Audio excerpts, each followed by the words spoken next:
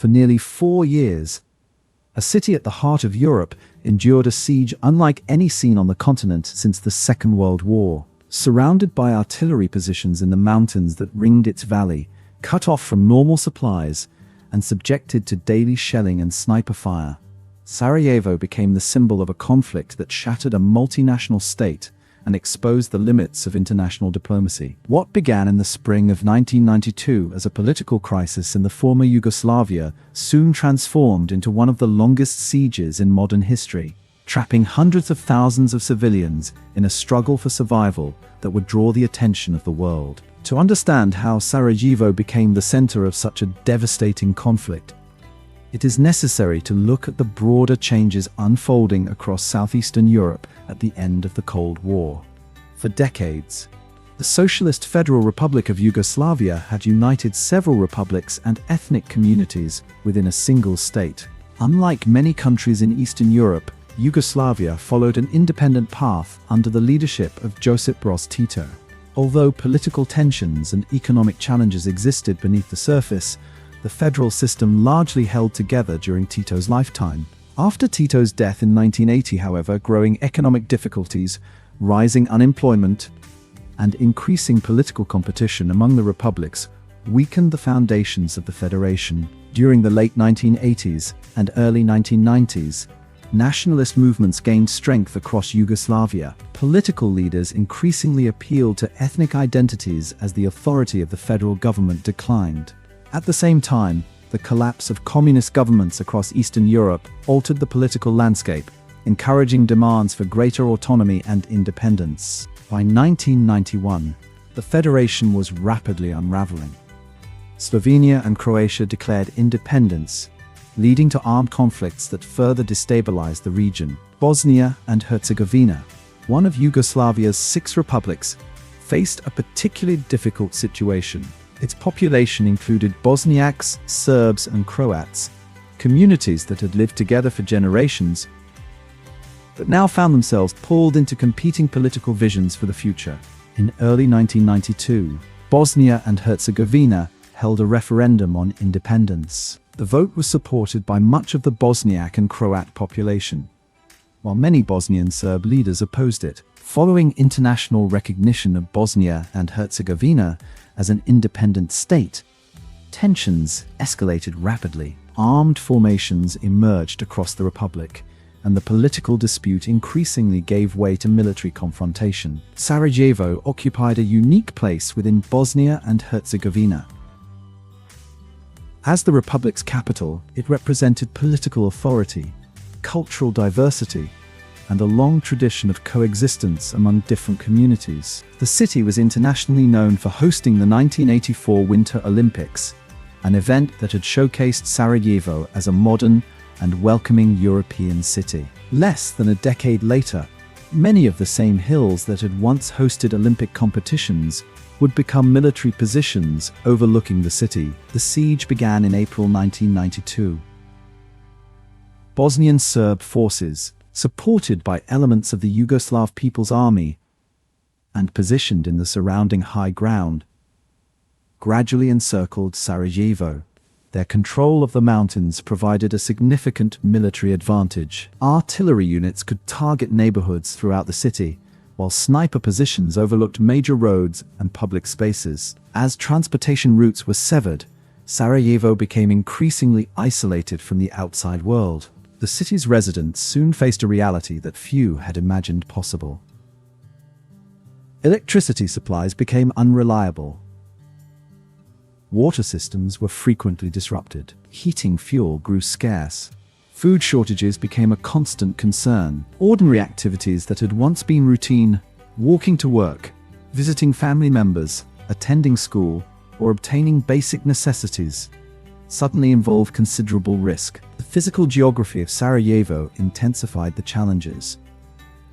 Situated in a narrow valley, the city was particularly vulnerable to bombardment from the surrounding elevations. Shells could reach residential districts, public buildings, hospitals, markets, and transportation routes. Residents learned to recognize the sounds of incoming artillery and to seek shelter whenever possible.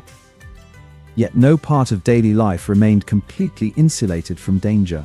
One of the defining features of the siege was the persistent threat posed by snipers. Certain streets and intersections became notorious because crossing them exposed civilians to direct fire from positions overlooking the city. International journalists and aid workers reported on roads where residents would run across open spaces in hopes of avoiding detection. The term Sniper Alley entered global media coverage, becoming one of the most recognizable symbols of the conflict. Despite these conditions, Sarajevo did not cease to function. Hospitals continued operating under extraordinary circumstances.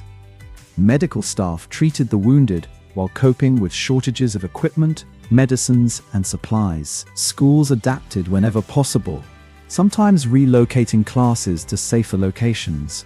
Cultural institutions sought ways to preserve artistic and intellectual life. Musicians performed concerts, writers continued their work, and citizens organized community activities that helped maintain a sense of normality amid constant uncertainty. The struggle to obtain basic necessities became a central aspect of life under siege. Water collection often required residents to travel to public sources because household systems were damaged or unavailable.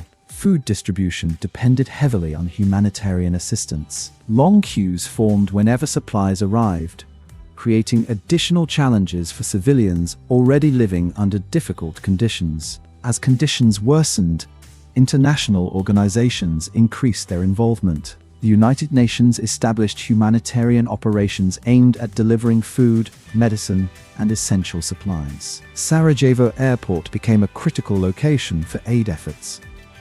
However, transporting assistance into a city surrounded by hostile forces proved enormously difficult. Negotiations, security concerns, and ongoing military activity frequently complicated relief operations. One of the most remarkable responses to the siege emerged beneath the city itself. In 1993, Bosnian authorities completed a tunnel beneath the airport runway connecting Sarajevo with territory outside the encirclement. Although modest in size, the tunnel became a vital lifeline. Supplies, equipment, and communications passed through the underground route, helping sustain the city during some of the most difficult periods of the conflict. For many residents, the tunnel symbolized determination and resilience in the face of isolation. Throughout the siege, international attention increasingly focused on Sarajevo. Television broadcasts brought images of damaged buildings, disrupted daily life, and humanitarian suffering into homes around the world. Journalists documented the experiences of civilians attempting to endure conditions that seemed increasingly incompatible with modern Europe. The conflict challenged assumptions that large-scale warfare had become a thing of the past on the continent. Diplomatic efforts sought to end the violence, but progress proved difficult.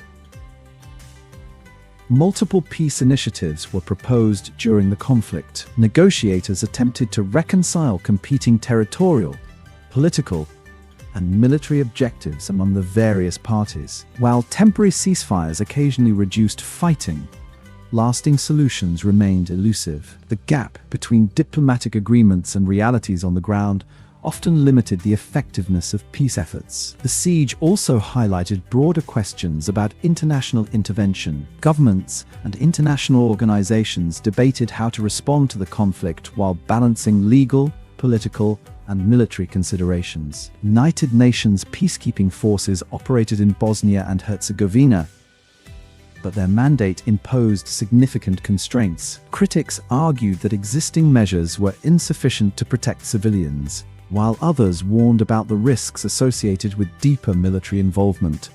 As the war continued, Sarajevo experienced several incidents that intensified international concern. Attacks on civilian areas generated widespread condemnation and renewed pressure for stronger action. These events contributed to growing debates within international institutions regarding responsibility, protection of civilians, and the role of external actors in conflict zones.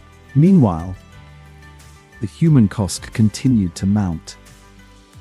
Families were separated, Homes were damaged or destroyed. Economic activity collapsed. Many residents spent years living under conditions shaped by uncertainty and deprivation. Children grew up knowing little other than life under siege. Educational opportunities, healthcare access, and normal social development were all affected by the prolonged conflict. Yet alongside hardship, numerous examples of endurance emerged. Neighbors shared resources. Volunteers supported humanitarian efforts. Local organizations adapted to changing circumstances. Citizens developed practical strategies for navigating daily risks. These acts of cooperation helped sustain communities during a period when formal systems often struggled to meet basic needs. By 1994 and 1995, the broader military and political dynamics of the Bosnian War were beginning to shift. International involvement increased, and diplomatic efforts gained new momentum. Military developments elsewhere in Bosnia and Herzegovina altered the balance of power among the warring parties. The conflict entered a new phase in which external pressure and changing battlefield realities increasingly influenced negotiations. In 1995, a combination of diplomatic initiatives and military developments accelerated efforts to end the war. International actors pushed more aggressively for a negotiated settlement. The cumulative effects of years of conflict, humanitarian suffering, and regional instability created strong incentives for a comprehensive agreement. The Siege of Sarajevo formally ended in early 1996, following the implementation of the Dayton Peace Agreement, signed in late 1995. The agreement brought an end to the Bosnian War and established the framework that continues to govern Bosnia and Herzegovina today. After nearly 4 years of encirclement, Sarajevo's residents could finally begin the difficult process of rebuilding their city and restoring everyday life. The physical reconstruction alone represented an enormous challenge.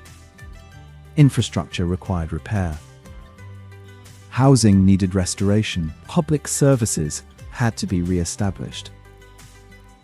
Economic recovery would take years. Equally significant were the social and psychological consequences left by prolonged conflict. Communities faced the task of recovering from years of loss, displacement, and uncertainty. The legacy of the siege extends far beyond the city itself. Historians, policymakers, and international organizations continue to study Sarajevo as a case that revealed both the vulnerabilities and responsibilities of the post-Cold War international order. The conflict influenced debates about peacekeeping, humanitarian intervention, civilian protection, and international justice. Institutions created or strengthened during the 1990s reflected lessons drawn in part from the experiences of Bosnia and Herzegovina. Today, Sarajevo remains a living city rather than merely a symbol of wartime suffering. Its streets, neighborhoods, and public spaces reflect both the scars of conflict and the determination of those who rebuilt them. Visitors encounter reminders of the siege, but they also encounter a community that continued forward despite extraordinary challenges. The city's experience stands as a testament not only to the destructive consequences of political fragmentation and armed conflict, but also to the resilience of civilians who endured one of the longest sieges in modern history. When the siege began in April 1992, few could have predicted how long it would last or how profoundly it would shape the future of Bosnia and Herzegovina. What unfolded over the following years became one of the defining European conflicts of the late 20th century. Sarajevo's ordeal demonstrated how quickly a diverse and vibrant city could become the center of a humanitarian crisis.